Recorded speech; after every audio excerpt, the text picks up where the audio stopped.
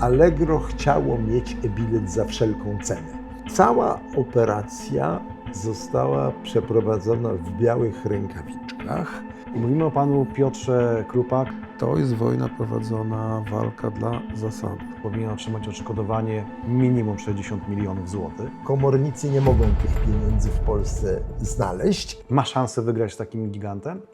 Ja nie wierzę w to, że Allegro jest tak potężne, że może wpływać na składy sędziowskie. Allegro majątek związany z e-bilet trzyma na Cyprze? Allegro przelało te pieniądze na Cypr, dlatego że tak sobie zażyczyli sprzedający. Nowotwór żre od środka wymiar sprawiedliwości jako instytucji.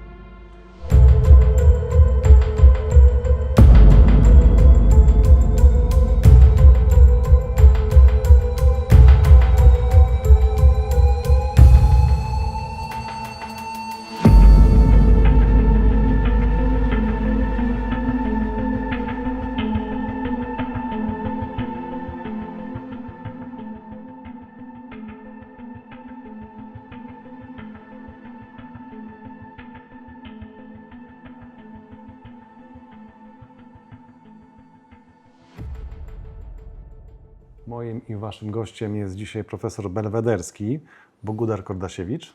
Dzień dobry. Bardzo mi miło. Dziękuję, że skorzystał pan z naszego zaproszenia i mamy okazję porozmawiać o bardzo ciekawym temacie, który interesuje się bardzo dużo osób śledzących nasz kanał, bo na naszym kanale prowadzimy cykl rozmów i materiałów dotyczących pokrzywdzonych przedsiębiorców, osób, które prowadząc biznes starły się niestety z rzeczywistością, z pewną machiną systemu, jak to się popularnie mówi, straciły swoje majątki życia, walczą przez lata w sądach i staramy się pokazywać właśnie los tych ludzi. I przykładem jest tutaj sprawa portalu pierwszego, można powiedzieć, polskiego startupu ebilet.pl. Pan mecenas od lat zajmuje się tą sprawą i chciałbym zadać takie pytanie. Kto stoi za tym, że nie wiadomo właściwie, na jakim etapie jest dzisiaj sprawa w sądzie, która toczy się dosyć długo. Jedna strona stanowczo i dosyć brutalnie mówi, że nie cofnie się przed decyzjami sądu, a natomiast pan Piotr walczy o swoje prawa i próbuje udowodnić, że od początku ma rację. Nie wiem, czy to jest dobrze postawione pytanie, kto stoi, bo jeśli rozumiemy je w tym sensie, że jakieś są przyczyny, to możemy oczywiście wdać się w dyskusję. Natomiast jeżeli rozumieć w sensie takim dosłownym, że ktoś za tym stoi i jakieś moce nieczyste coś powodują, to nie mając dowodów możemy być o jeden most za daleko. Dlatego w wypowiedziach typu kto za tym stoi trzeba być zawsze ostrożny. Tak, rozumiem. Natomiast tutaj jakby rozmawiając wcześniej miałem okazję poznać tą historię już w kilku szczegółach i nasuwa się takie ludzkie, powiedzmy, spostrzeżenie, że jak można walczyć tyle lat w sądzie? Czy to jest naturalne? Czy ktoś utrudnia ten proces? Może byśmy zaczęli od tego, jak to się właściwie zaczęło i co było główną przyczyną, że tak potoczyły się losy tej sprawy? Muszę najpierw wyjaśnić, że ja jestem w tej sprawie od 2017 roku. Wtedy los nas zetknął ze sobą, natomiast sam konflikt pozostałych udziałowców z panem Piotrem Krupą jest znacznie dłuższy i jest od roku co najmniej 2009, więc patrząc czysto chronologicznie, ja mniej więcej wkroczyłem do tych sporów w połowie ich trwania, z dzisiejszego punktu widzenia patrząc. Natomiast oczywiście znam doskonale wszystko od początku do końca. Powiem tak, jak to u profesjonalistów, przystępując trzeba było się przygotować i zapoznać z całokształtem materiału. I wydaje mi się, że przyczyn jest kilka. Po pierwsze, na pewno przyczyny leżą w sferze publiczno-prawnej. Mamy w tej chwili od lat zdewastowany wymiar sprawiedliwości. W związku z tym sprawy z roku na rok trwają coraz dłużej i to wielokrotnie dłużej.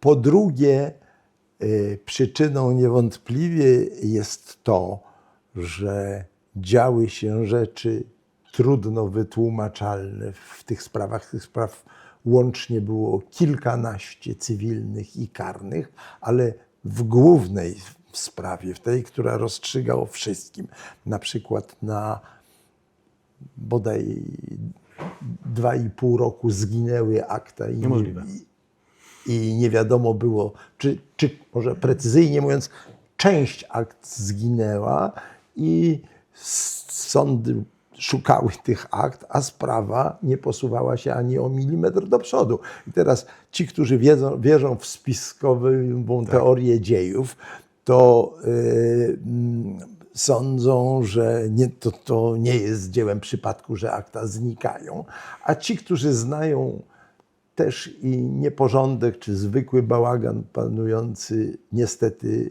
w sądach, wierzą, że może być naturalną koleją Myślę, że wypadków akta mogą zginąć. A jaka jest prawda, no, tego się tak łatwo nie dowiemy. no tak, na nas, myślę, tutaj, którzy śledzą różne tego typu sprawy, nie przekonuje na pewno pomysł taki, że mogło się coś zadziać przypadkiem w tak poważnej sprawie, gdzie bardzo duży podmiot, korporacja Allegro jest w posiadaniu e-biletu i doszło do tego w bardzo kontrowersyjnych i takich nietypowych okolicznościach. Skoro ginęły kiedyś akta, no to na pewno nasuwa się to i wszyscy będą myśleli jednakowo, tak mi się wydaje. Nie, tu chcę być ostrożny podwójnie, dlatego że o ile dobrze pamiętam, akta zaginęły jeszcze w czasach sprzed ery Allegro, więc ten trop nie byłby... Tak, ale finalnie właśnie powiedzmy, jak sytuacja się przedstawia na dzień dzisiejszy, bo pan profesor, no myślę, też ma pewne poczucie albo perspektywę tego, jak to się może zakończyć, no bo powiedzmy może o sytuacji pana Piotra. No, sytuacja na dzień dzisiejszy przedstawia się fundamentalnie lepiej niż jeszcze 2 lata temu.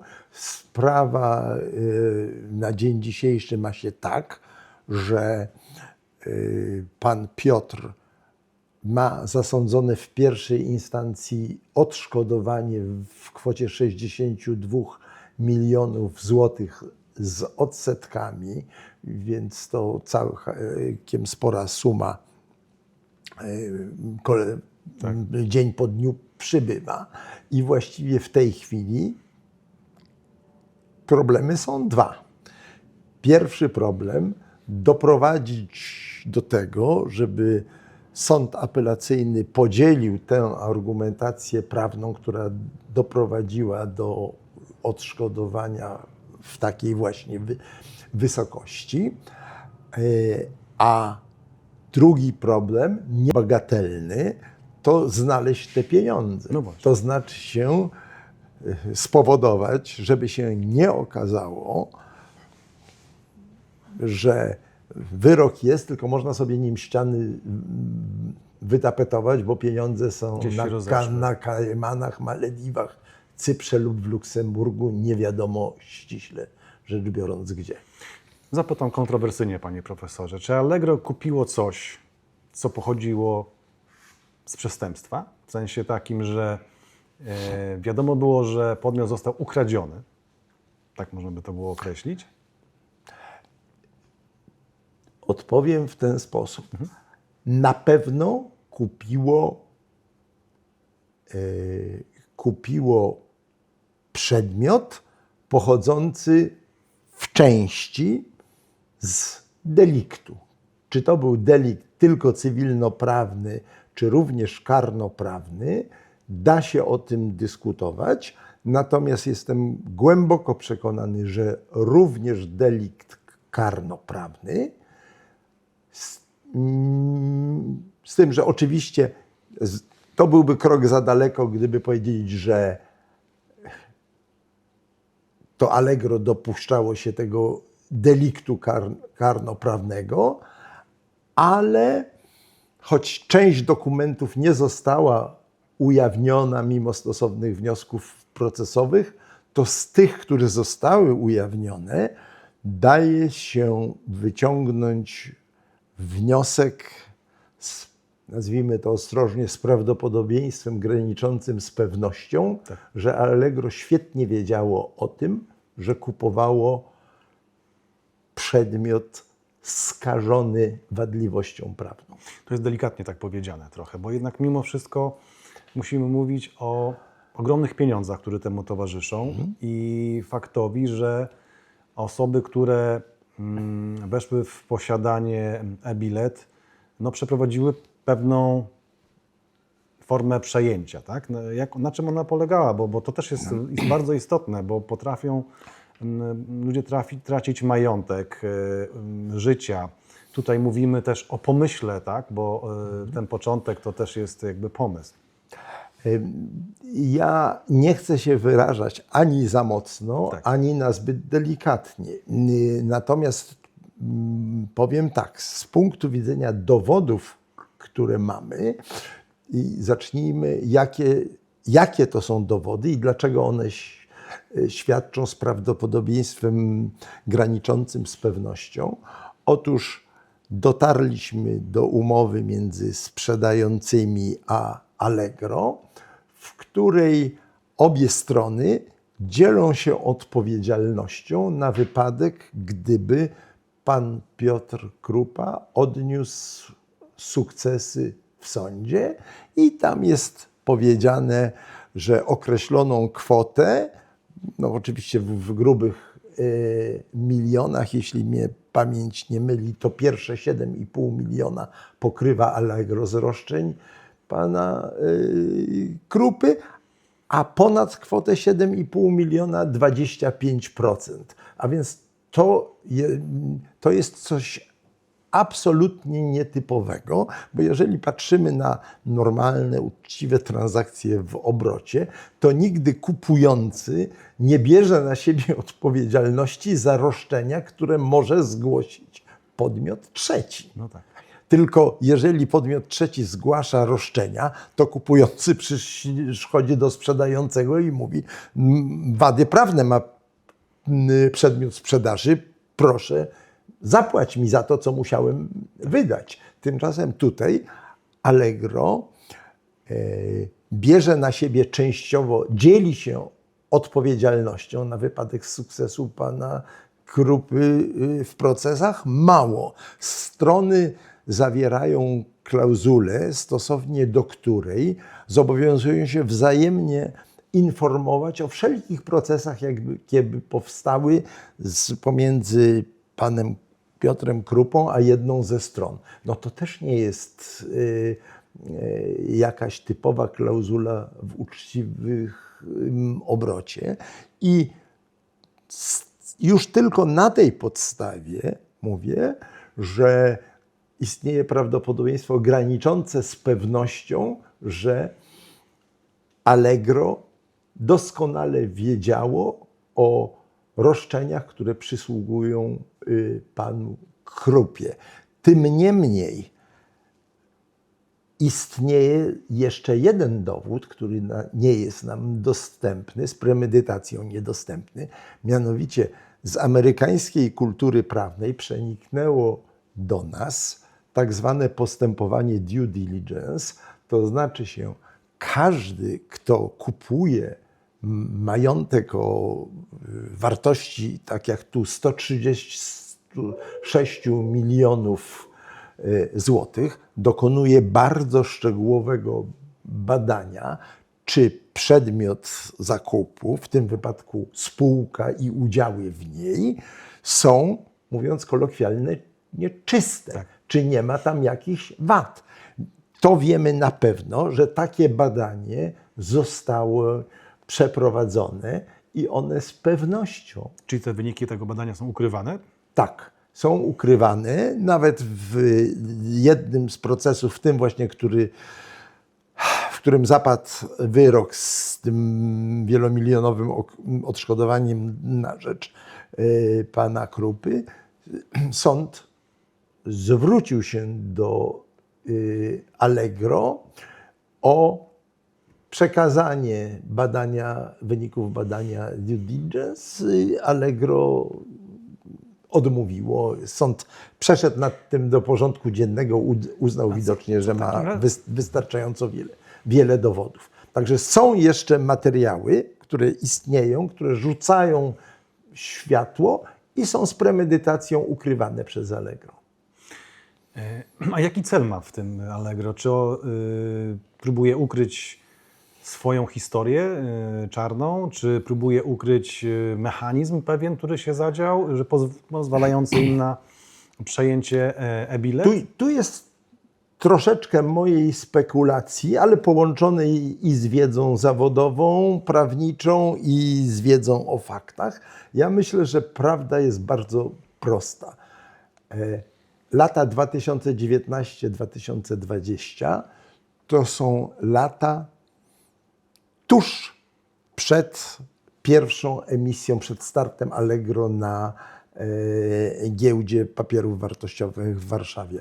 Allegro chciało mieć e-bilet za wszelką cenę.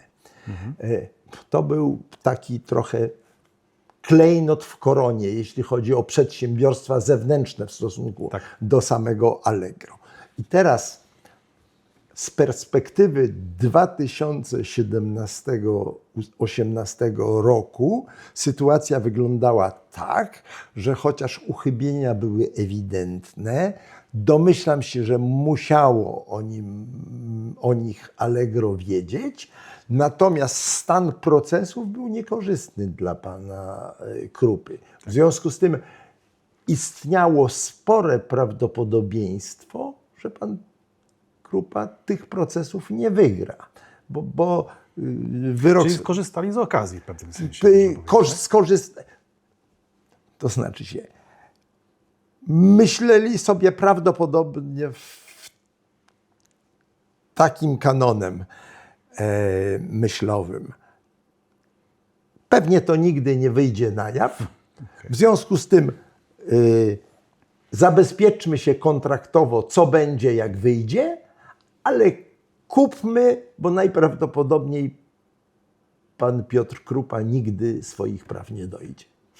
A czy nie było zasady na tamtym czasie wykazać, że właśnie Allegro próbowało napompować pewną bańkę, która służyła im właśnie w tym procesie, o którym pan wspomniał, że to mógł być mechanizm i ofiarą tego pomysłu był właśnie e-bilet?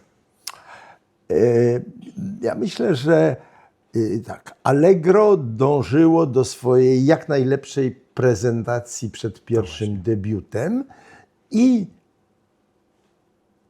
dążyło do tego, żeby samo Allegro uzyskało w tym debiucie jak najlepszą cenę. W związku z tym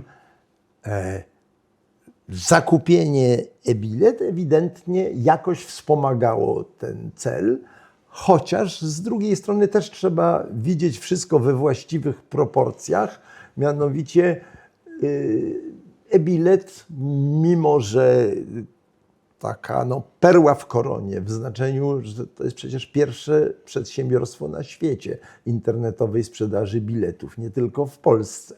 Więc to jest fantastyczny pomysł, który pan Krupa realizował przez wiele lat jako startup i niewątpliwie dobrze było z punktu widzenia Allegro mieć go w swoim portfolio.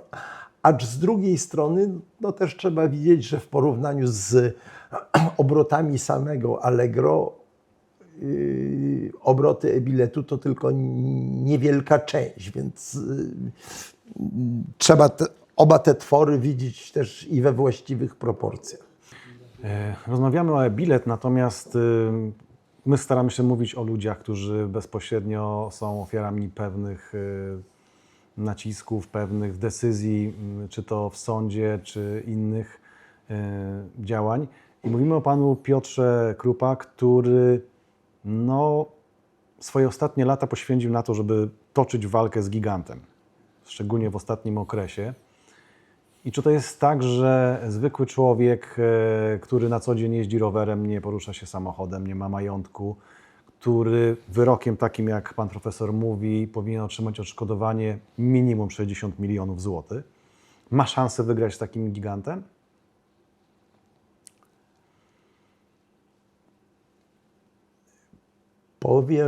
Odpowiem na to pytanie tak. Nie mam zwyczaju podejmowania się spraw, w których nie ma szans wygrania i to nie chodzi bynajmniej o problemy jakieś merkantylne, finansowe, tylko nikt nie lubi przegrywać. W związku z tym zajmowanie się procesami takimi, które są z góry wskazane na niepowodzenie i ja nie widzę szans doprowadzenia ich do sukcesu, nie mają sensu.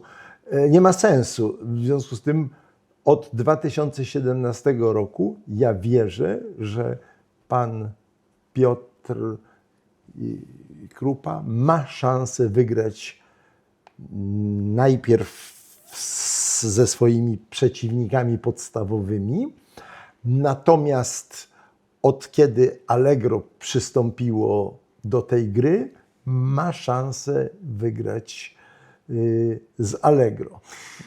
Co więcej, tak naprawdę Allegro niewątpliwie przez to, że kupiło te dotknięte wadami udziały i przelało około 60 milionów złotych, które powinny należeć się panu Krupie, na rachunki jego przeciwników, po prostu wspomogło tych przeciwników i właśnie dlatego powinno odpowiedzieć za swoje działania. I można powiedzieć tak, i trzeba powiedzieć tak, że myśmy wygrali w pierwszej instancji ze wspólnikami, tylko wspólnikom jest łatwo ukryć swój majątek. Allegro jest spółką giełdową, swojego majątku nie ukryje i z tego powodu konieczny jest proces przeciwko Allegro, który właściwie też się ślamazarzy, bo właśnie za chwilę będziemy obchodzili drugą rocznicę wytoczenia powództwa, a jeszcze nie doszło do doręczenia pozwu wszystkim pozwanym. No Czyli listonosz nie może trafić pod właściwy adres? To nie do końca jest tak, że listonosz nie musi, ale ponieważ przeciwnicy są bardzo zmyślni, zakładali spółki między innymi na Cyprze.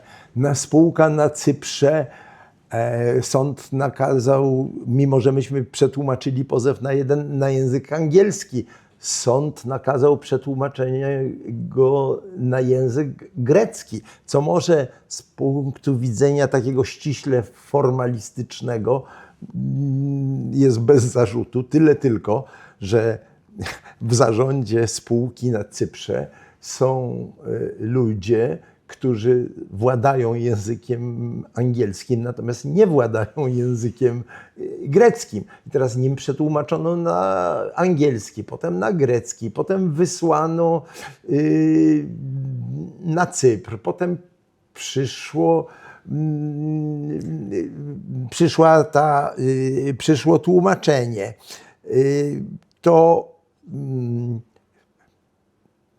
Przepraszam, tu się pomyliłem, bo nie wysłano na Cypr. Chciano wysłać na Cypr, ale okazał się pełnomocnik w Polsce powołany. W związku z tym wybrany. Trzeba ten pozew już nie na Cypr wysyłać, tylko pełnomocnikowi w Polsce. I nie w języku greckim, tylko w języku polskim. Więc jest mnóstwo takich okoliczności, które nie usprawiedliwiają w żadnym wypadku dwuletniego oczekiwania, ale powiedzmy może kilkumiesięczny by usprawiedliwiał, a reszta to jest stan wymiaru sprawiedliwości w Polsce. Czy wychodzi na to, że Allegro majątek związany z e-bilet trzyma na Cyprze? Tak można powiedzieć? Nie, wydaje mi się, że Allegro Allegro wpuściło, bo tak naprawdę Allegro zapłaciło byłym wspólnikom pana Piotra za udziały i oni to rozdysponowali na Cyprze lub gdziekolwiek. No więc sytuacja wygląda w ten sposób, że pieniądze na Cyprze i jeszcze w różnych miejscach świata, według wszelkiego prawdopodobieństwa w Luksemburgu, w każdym razie nie w Polsce, bo komornicy nie mogą tych pieniędzy w Polsce znaleźć, to trzymają byli wspólnicy pana Piotra w e-bilecie. Natomiast samo Allegro zapłaciło tym wspólnikom, natomiast otrzymało udziały w spółce e-bilet Polska i teraz myślę, że bieżących przychodów, wyników operacyjnych e-biletu nie lokuje gdzieś tam poza, bo nie ma tak naprawdę takiej potrzeby. Wrócę do tego pytania, czy zwykły człowiek, Piotr Krupa, ma szansę wygrać z takim gigantem jak Allegro, które, jak pan profesor wspominał, może mieć wpływy. Na pewno radzi sobie z mediami, jeżeli tak można było delikatnie powiedzieć, czyli wiadomo jest, że nikt nie chce się wychylić, nie chce powiedzieć czegoś, co by naraziło się na współpracę z Allegrą, bo reklamy, bo pieniądze, bo coś tam. Jak wiemy, Allegro sponsoruje różne inicjatywy, różne przedsięwzięcia, czy to publiczne, czy to prywatne, społeczne, więc stawia się w roli tego dobrego. Stąd myślę, że ta forma nacisku różnego rodzaju może zaistnieć. Tak? Czy to nie jest jednak tak, że mamy do czynienia z bardzo dużą siłą, z którą ciężko będzie wygrać? Ja zawsze, jak oceniam różne sytuacje, gdy coś nawet idzie nie tak, jakbym sobie to wyobrażał, a nawet gdy naruszenia prawa, czy niewłaściwa ocena prawa jest bardzo głęboka, to wiedząc, że może to być rezultatem tylko jednej z dwóch przyczyn, mianowicie może to być wynikiem teorii spisku albo teorii głupoty, to ja jednak wierzę w to, że w 95% źle idzie w wyniku teorii głupoty, a nie w wyniku teorii spisku. I ja oczywiście zdaję sobie sprawę, że Allegro jest przepotężne, że można mieć trudności właśnie z tego powodu, że wystarczy, że Allegro nie będzie publikować reklam w czasopiśmie, by efektem mrożącym objąć dziennikarzy. Natomiast ja nie wierzę w to, że Allegro jest tak potężne, że może wpływać na składy sędziowskie i doprowadzać do wydania wyroków określonej treści, bo z jednej strony nie chcę powiedzieć, że Polska jest państwem świętym i nigdy nie zdarzył się jakiś przykład nacisku, czy to korupcjogennego, czy ideologicznego w historii, ale uważam, że to nie jest zjawisko w polskim wymiarze sprawiedliwości. Także ja się, patrząc na perspektywę procesu pana Piotra Krupy przeciwko Allegro, nie obawiam się tego, że Allegro wpłynie na konkretny skład sędziowski i doprowadzi do wyroku jakiejś treści. Uważam, że generalnie mimo rzeczy czasami katastrofalnych, które w tej chwili dzieją się w polskim wymiarze sprawiedliwości, to nie jest tak, że można sobie, nie wiem, kupować wpływami czy pieniędzmi wyroki, więc nie wierzę w to, że Allegro będzie mogło wpłynąć na treść rozstrzygnięcia. Co uważa Pan za największą patologię systemu sądownictwa, sprawiedliwości w Polsce, patrząc na tą sprawę? Wydaje mi się, że właściwie ta największa patologia to jest widoczna nie tylko przez pryzmat tej sprawy, ona jest widoczna przez to i wyraża się w tym, że powiedzmy gdzieś od roku 2016 doprowadzono wymiar sprawiedliwości do stanu totalnego chaosu, totalnej ruiny, poczynając od Trybunału Konstytucyjnego, poprzez Sąd Najwyższy, poprzez Krajową Radę Sądownictwa i dzisiaj toniemy w nieustannych sporach dotyczących tego, którzy sędziowie są właściwie powołani, którzy sędziowie są niewłaściwie powołani, które wyroki w związku z tym są ważne, które są nieważne. Po prostu to wszystko doprowadziło do totalnego paraliżu wymiaru sprawiedliwości i tak jak ludziom się wydawało, takim zwykłym obywatelom, że ich spór o jakichś tam 3 sędziów Trybunału Konstytucyjnego nie dotyczy, to teraz świetnie widać, jak Trybunał Konstytucyjny właściwie nie działa. Sąd Najwyższy spiera się, którzy sędziowie są sędziami, a którzy nie są. A czy pani pierwsza prezes jest pierwszą prezes, czy nie jest? To wszystko wpływa na zwykłych ludzi i na procesy tych zwykłych ludzi, bo przychodzi do wyznaczania składów sędziowskich i nagle zaczyna powstawać bardzo poważne pytanie, czy wolno mieszać składy sędziowskie, tak zwane starych sędziów, czy wolno wprowadzać do nich tych sędziów, których się nazywa neosędziami ze względu na sposób ich powołania, nieprawidłowy, z naruszeniem ustawy o KRS, dlatego że jeżeli się będzie doprowadzało do mieszania tych składów, to w zależności od tego, jak się rozwinie ten spór konstytucyjno-prawny, może być problem z większą liczbą wyroków niż wtedy, gdy będzie się odseparowywało sędziów, to znaczy się tylko starych sędziów i neosędziów powoływało do różnych składów, tylko że takie różne powoływanie powoduje z kolei jeszcze większe spowolnienie wyroków.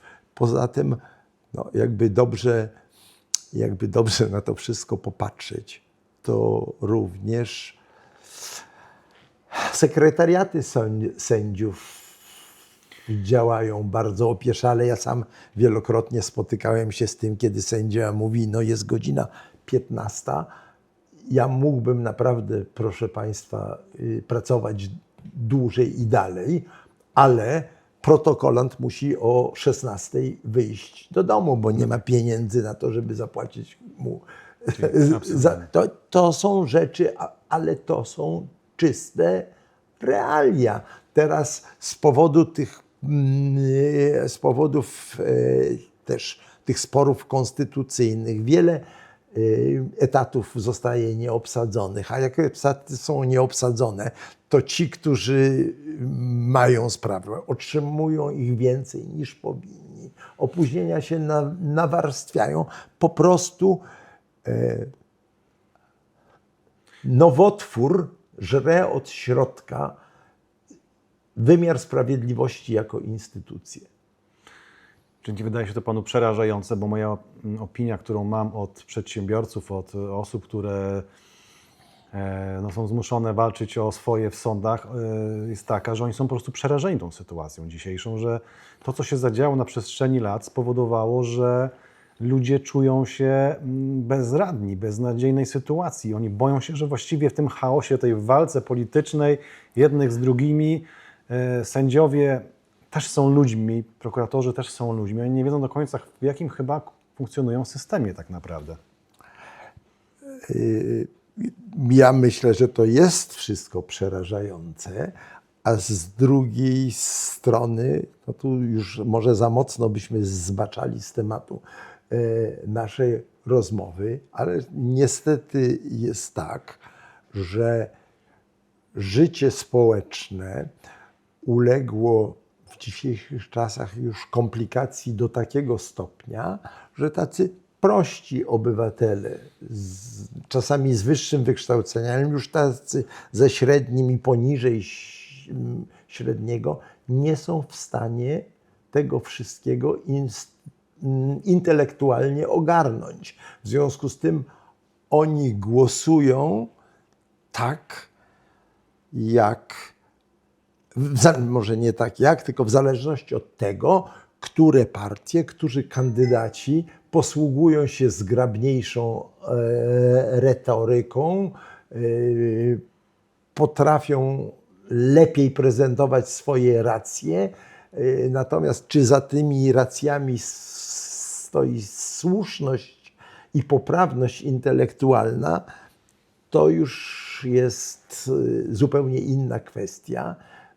I niestety bardzo często wskutek głosowania na podstawie emocji wyniki wyborów są takie, że na naprawę sytuacji szanse bywają znikome.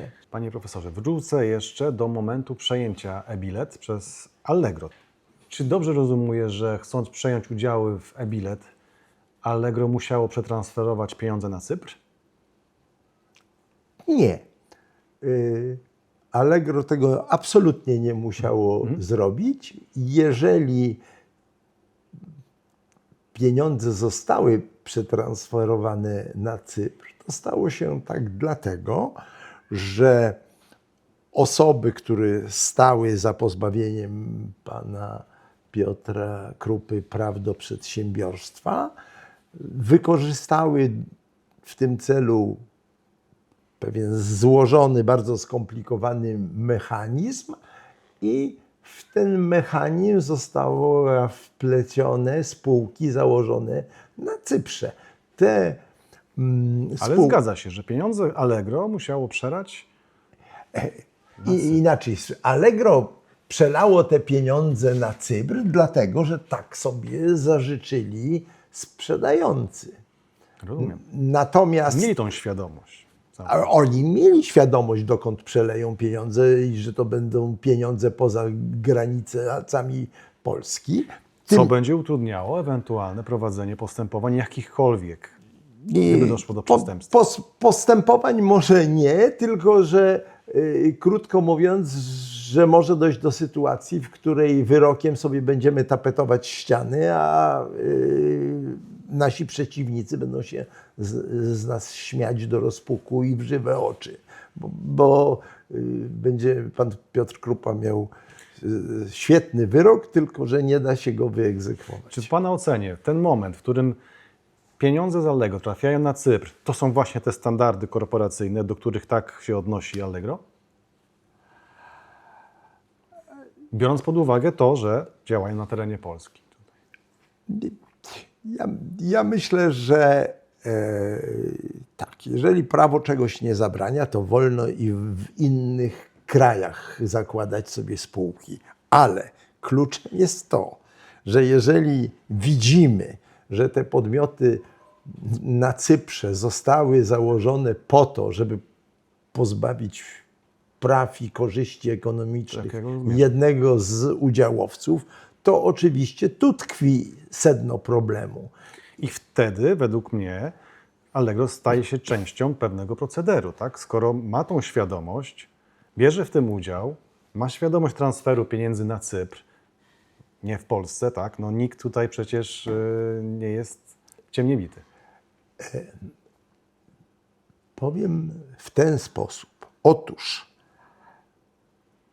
cała operacja została przeprowadzona w białych rękawiczkach i była to bardzo skomplikowana operacja prawna, na którą składały się 4 duże transakcje i kilka mniejszych, z góry zaplanowanych, i te transakcje miały generalnie zmierzać do tego, żeby spółka e-bilet, która miała przedsiębiorstwo, portal e-bilet, i w której udziały miał pan Piotr Krupa, na koniec dnia wyszła goła i wesoła, mówiąc językiem bardzo kolokwialnym, czyli nie otrzymała niczego, natomiast pieniądze i udziały rozpłynęły się gdzieś w świecie,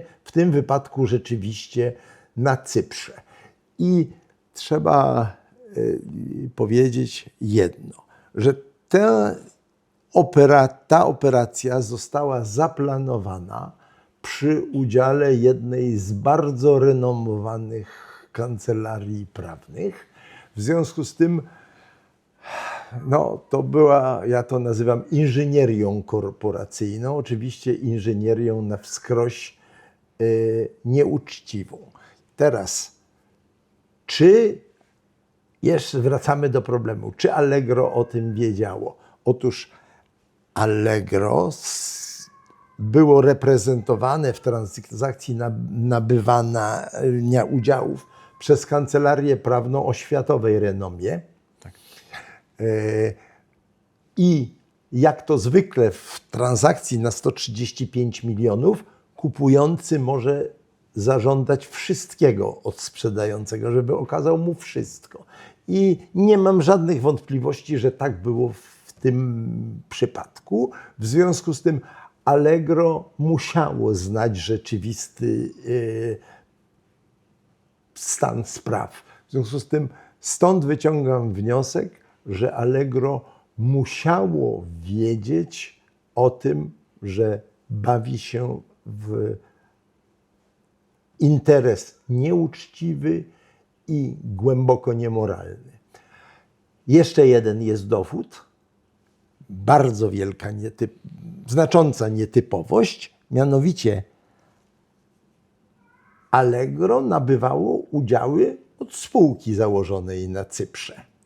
Tym niemniej w tej transakcji zakupu udziałów jako strony brali udział też wspólnicy byli pana Piotra jako osoby fizyczne.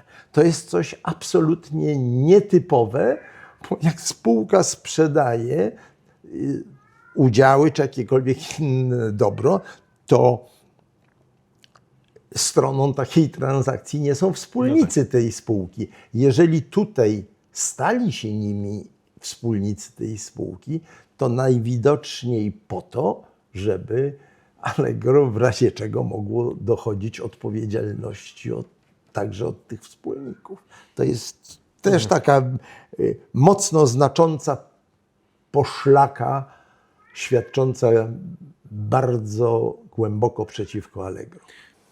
Chciałem zapytać jeszcze, panie profesorze, jak doszło w ogóle do tej całej sytuacji, że dzisiaj w 2025 roku pan Piotr Krupa jest w punkcie właściwie nie wiadomo jakim. Jak do tego doszło w ogóle, do tej całej sytuacji?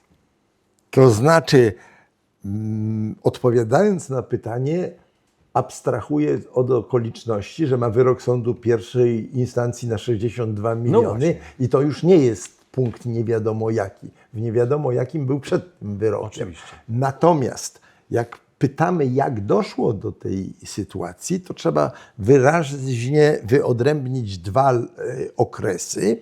To jest okres 2010-2013 i 2014-2020. w pierwszym z tych okresów przeciwnicy pana Piotra Krupy, podając niewłaściwy adres, wytoczyli przeciwko niemu powództwo o rzekomą szkodę i sąd, wysławszy pozew pod ten niewłaściwy adres, który nie został odebrany, wydał wyrok zaoczny i na podstawie tego wyroku zaocznego próbowali przeprowadzić egzekucję i pozbawić w ten sposób pana Piotra Krupę udziałów. To na koniec nie jestem w stanie, musielibyśmy ze 3 razy taki odcinek zrobić, by wytłumaczyć, jak to się stało, ale na koniec dnia to się nie udało, bo gdyby się udało, to w roku 2013 mielibyśmy koniec tej zabawy i koniec wszelkiego kazusu. Ale ponieważ nie udało się pozbawić tych udziałów pana Piotra Krupy, to jego przeciwnicy przeprowadzili bardzo skomplikowaną operację, w której wnieśli przedsiębiorstwo e-bilet do kolejnej spółki e-bilet Polska, a następnie udziały w tej spółce przenieśli do spółki cypryjskiej, za którą stali, którą sami założyli, stamtąd do kolejnej spółki, a następnie je umorzyli. Przy czym te operacje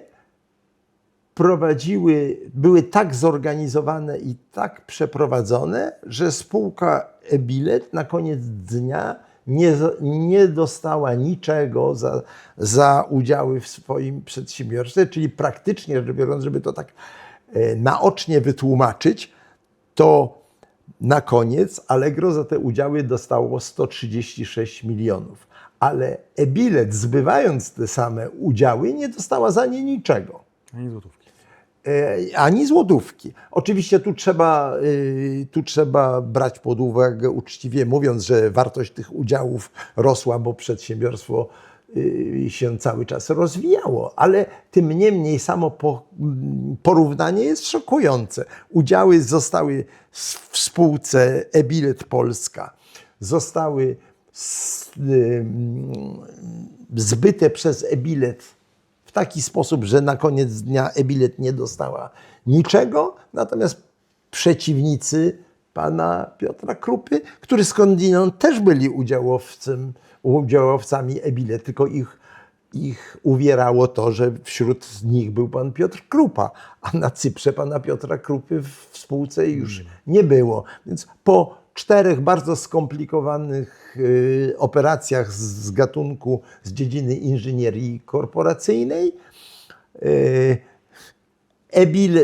spółka na Cyprze sprzedała za 136 milionów udziały, ale spółka e-bilet nie otrzymała absolutnie niczego. Czy to nie jest przestępstwo jasne i oczywiste z pana perspektywy? To z mojej perspektywy można tylko słowami przedwojennej encyklopedii odpowiedzieć. Koń jaki jest, każdy widzi. Jest prawdą, że tak jak się przepisy o zniesławieniach mają, nie wolno ich nazwać przestępcami, bo nie zapadł żaden wyrok karny. Natomiast, powtarzam, koń jaki jest, każdy widzi. Każdy może ocenić, co to oznacza, jeśli spółka wyzbywa się wielomilionowego przedsiębiorstwa i patrząc na 4 transakcje, w których z góry zaplanowane, w ramach których to nastąpiło, nie otrzymuje jakiegokolwiek ekwiwalentu. Panie profesorze, takie ostatnie pytanie. Jakie są teraz najbliższe kroki i jak powinno się zawalczyć o tą sprawiedliwość, biorąc pod uwagę całą trudną sytuację sądowniczą? Najbliższe kroki są w 2 sferach. W jednej sferze to jest taka sfera, w której trzeba doprowadzić do utrzymania istniejącego wyroku przez sąd apelacyjny i w zakresie, w jakim będzie to tylko możliwe, prowadzić egzekucję, bo tego wymaga też strona moralna. Bo oczywiście Allegro, współdziałając przy tych wszystkich operacjach, ponosi za to odpowiedzialność. I tu jest ta nasza druga sfera, to znaczy doprowadzić do wyroku przeciwko Allegro. I ten wyrok wyegzekwuje się z całą pewnością, jeśli tylko zapadnie, bardzo szybko, bo Allegro nie ucieknie ze swoim majątkiem. Ale tak naprawdę tu jest równie ważna strona moralna. To znaczy się, żeby nie tylko pan Krupa dostał swoje pieniądze, ale żeby zapłacili za to również ci, od którzy byli źródłem działań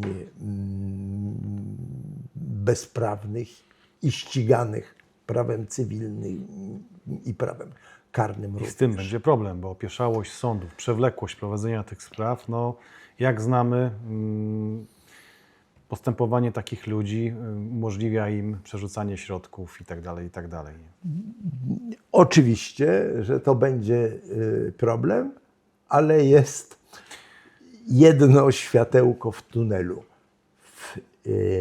Światełko polega na tym. Ja widziałem już nie 2, nie 3, nie 4 ludzi oszukanych, ale muszę powiedzieć, i dlatego mi się dobrze pracuje z panem Krupą, rzadko można spotkać człowieka o takiej determinacji w dążeniu do swojej sprawiedliwości i do doprowadzenia tej sprawy do końca. Także to jest pewien I tej sprawiedliwości, optymistyczny aspekt na koniec naszej rozmowy. tej sprawiedliwości życzymy, bo tutaj poruszamy sprawy osób, które pokrzywdzone zostały w różny sposób, przez różne sytuacje. I naszym celem jest właśnie to, aby w pewnym sensie pomóc w tym, aby sprawiedliwość się zadziała. Także dziękuję panie profesorze bardzo za rozmowę. Ja też bardzo dziękuję za chęć nagłośnienia tego, bo to jest właśnie tego typu sprawa, o której opinia publiczna powinna w jak najszerszym wymiarze wiedzieć. Dziękuję. Dziękuję uprzejmie.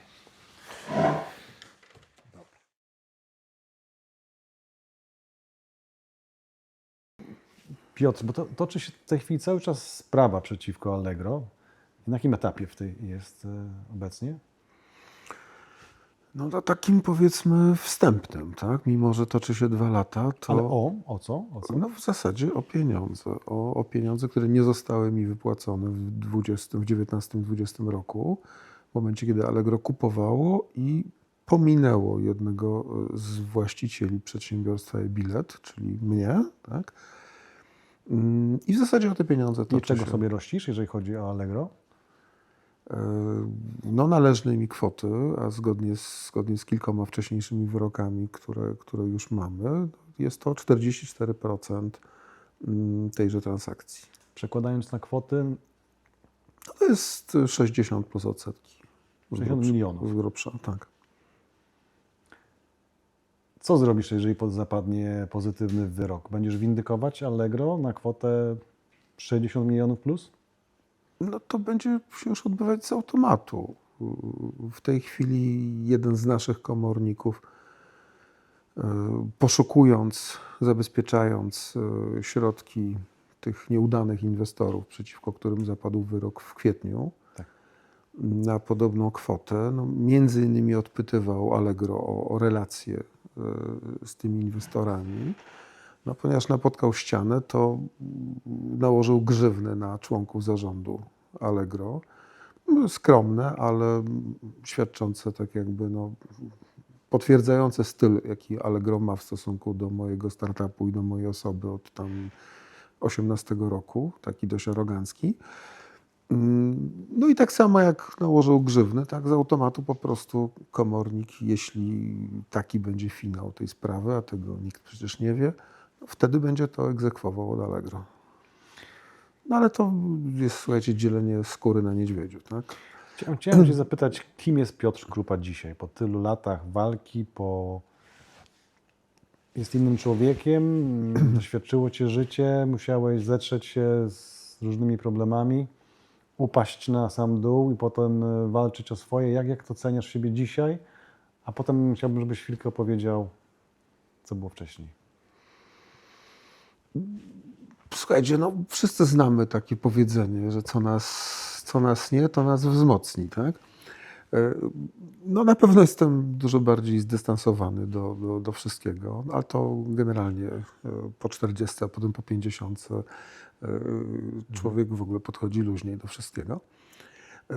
Tutaj to nie jest, słuchajcie, walka o pieniądze, to jest walka już dla zasady, tak? No bo to robiąc takie rzeczy, najpierw ci dziwni ludzie pozbawieni wszelkich zasad, a potem Allegro wpisujące się w te same klimaty, w pewnym sensie urządziło mi życie, tak? No bo ja w zasadzie przez te 15 lat mogłem uruchomić, nie wiem, kolejne 3 startupy, które w końcu były na deskach kreślarskich i tak dalej.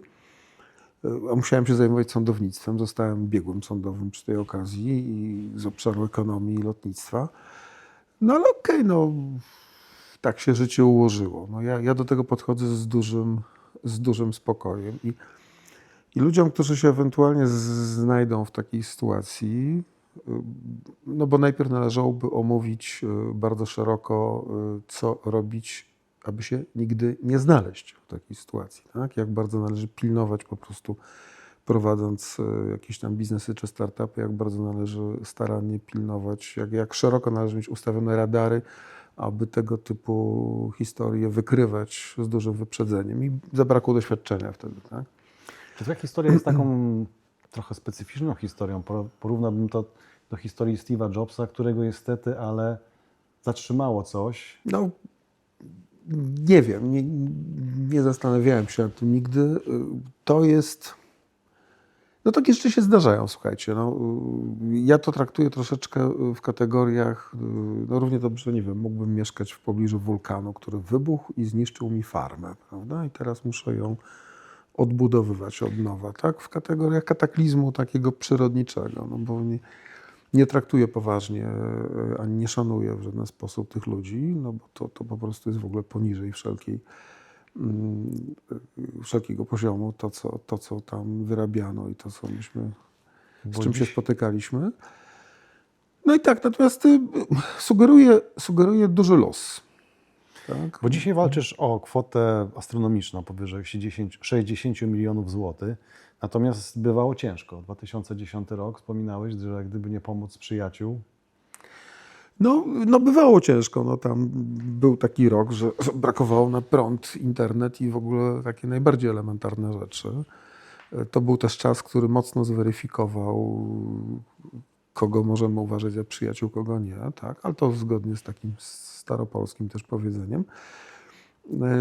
No i tyle, ale to udało się to wszystko pozbierać do kupy. Jeśli mogę coś radzić ludziom, którzy się znajdą w takiej skrajnej sytuacji, należy zadbać o to, żeby taka wojna, walka nie stanowiła 100% widnokręgu, tylko po prostu należy ją usystematyzować, troszeczkę zmarginalizować, ograniczyć, nie wiem, do pewnej liczby na przykład godzin dziennie, zdystansować się od tego. Tak jakby się trochę walczyło nie zupełnie o swoje, tylko nie wiem, o interesy swojego klienta. Tak?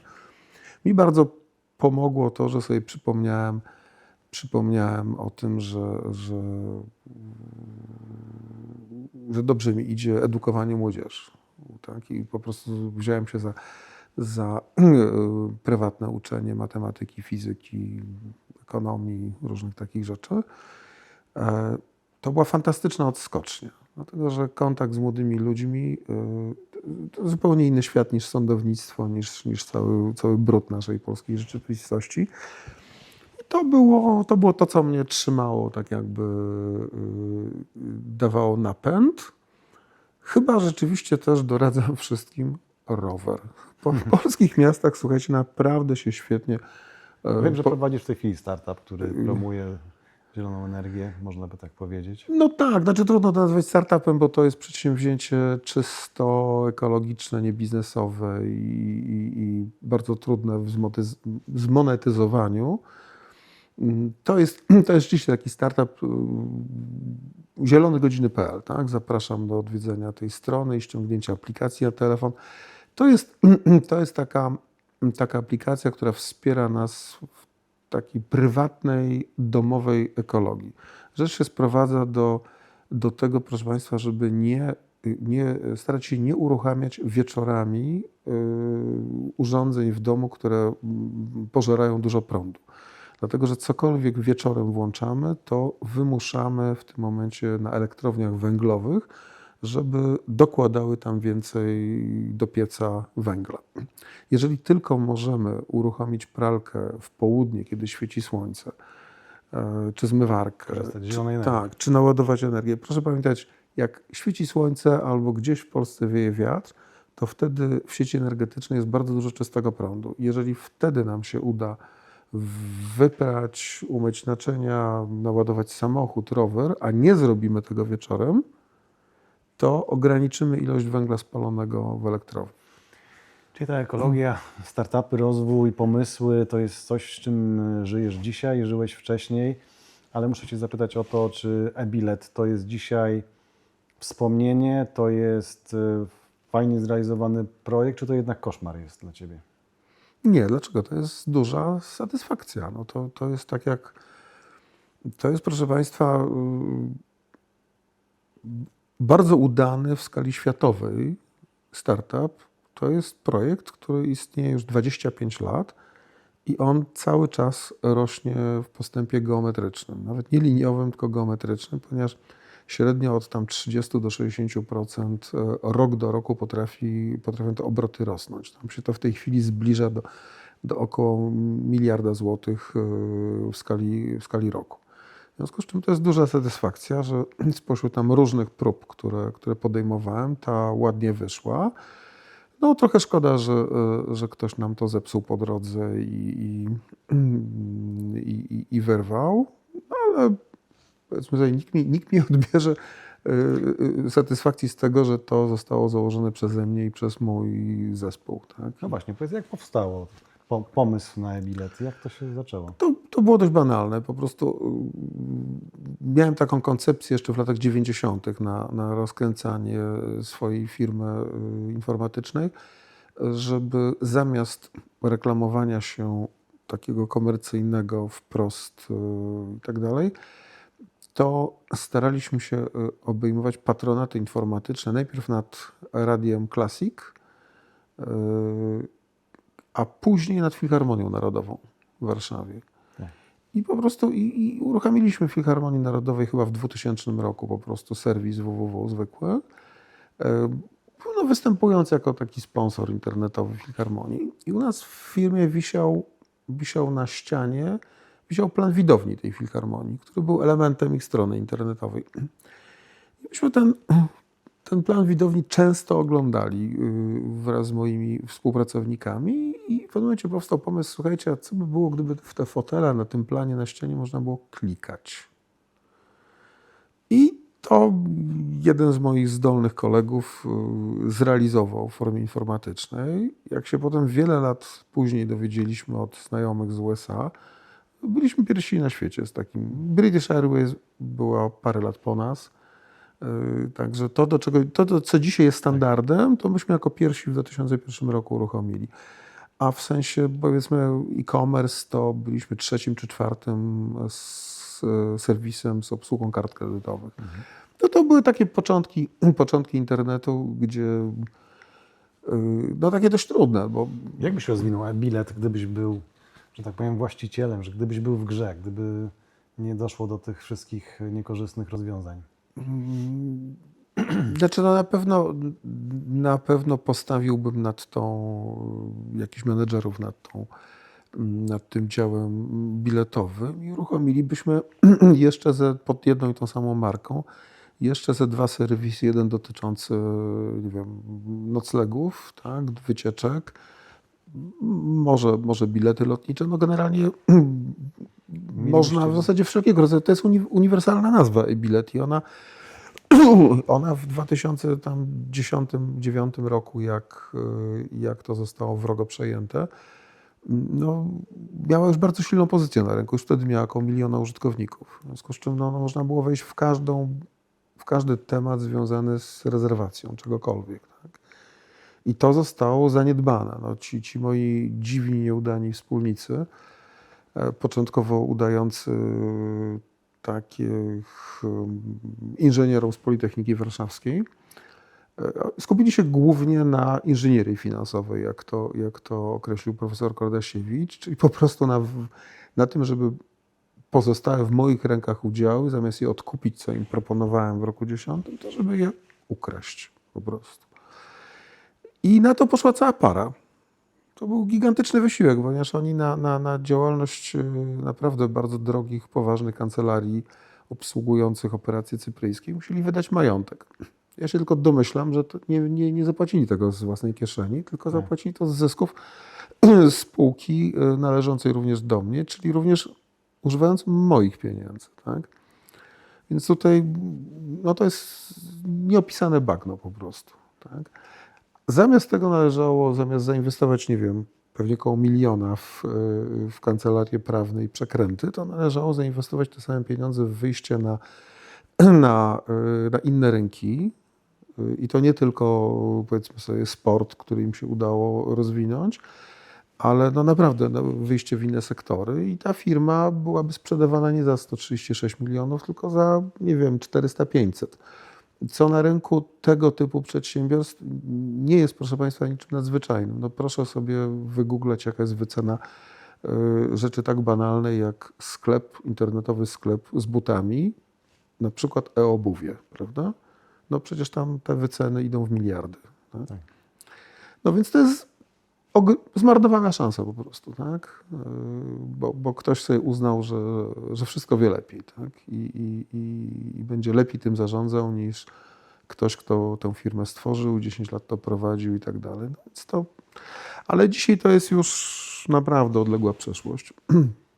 Ja jakoś tam mam w planach szereg kolejnych projektów i to już nie ma żadnego Co zrobisz z znaczenia. pieniędzmi, kiedy uda się odzyskać tak wielką O kwotę? nie, słuchajcie, w ogóle to też odradzam naprawdę, jak się komuś uda zbliżyć, nie wiem, w kierunku jakiegoś tam sukcesu, w ogóle nie należy myśleć tymi kategoriami.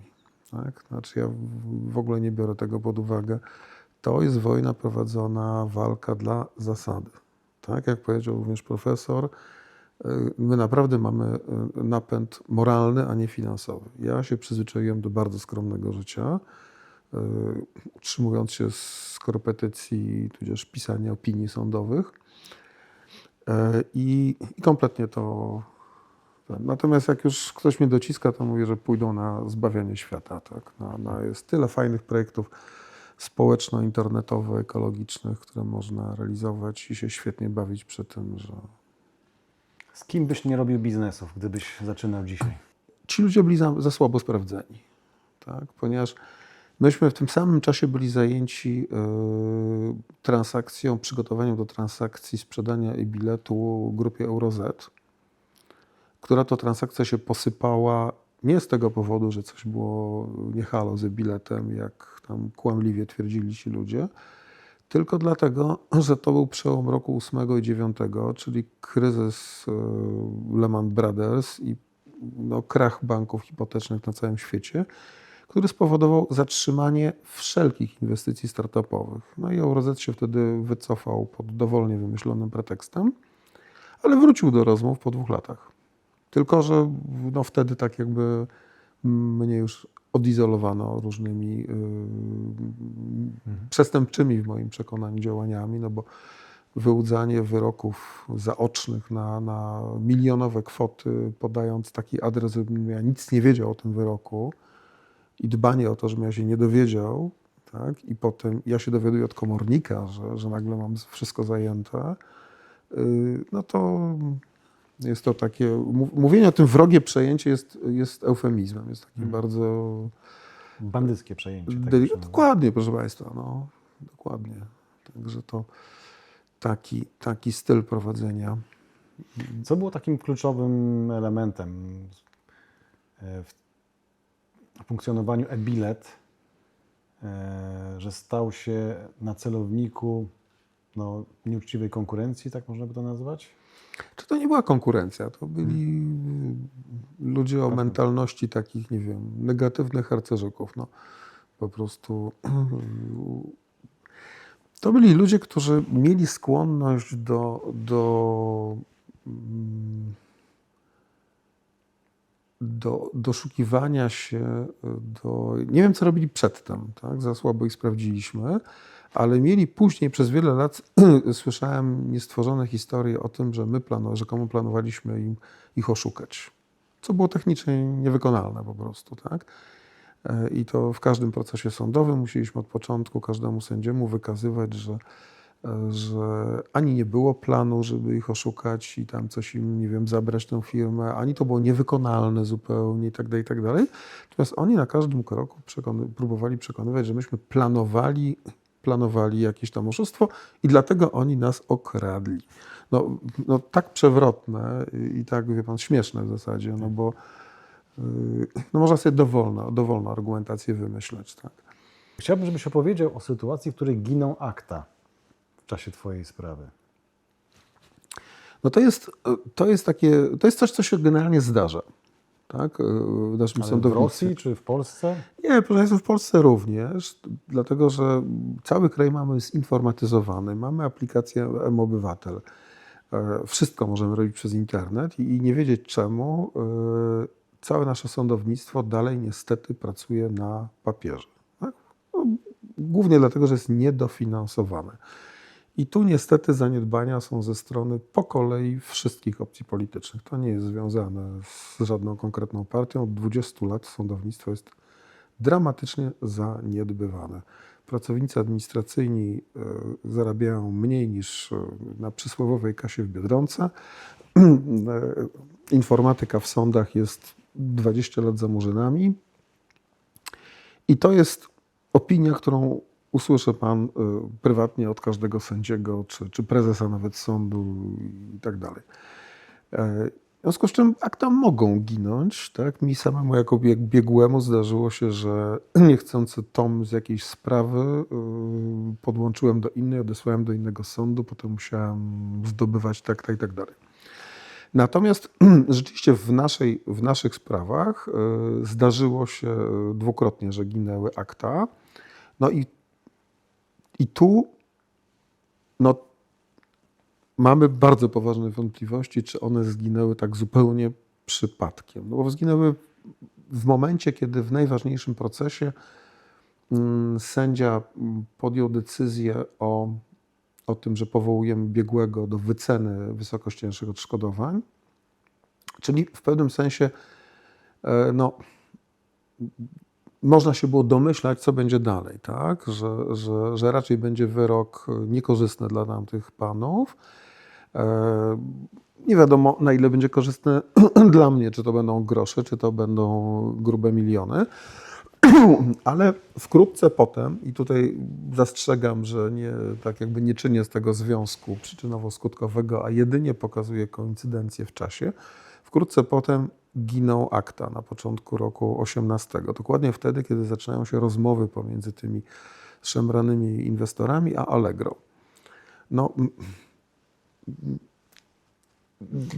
Nie wiadomo, z jakiego powodu zginęły, ale z całą pewnością była to okoliczność korzystna dla prowadzenia rozmów o sprzedaży do Allegro, ponieważ tutaj założyciel biletu, czyli ja, nie zawracał głowy, nie przeszkadzał, bo nie miał opinii biegłego, nie miał wyroku, nie mógł, nie wiem, przyjść i powiedzieć: słuchajcie, chyba zapomnieliście o kimś, tak? Chciałem zapytać cię jeszcze, jak zachowuje się wobec ciebie w tej całej sytuacji Allegro, tak powiedzmy?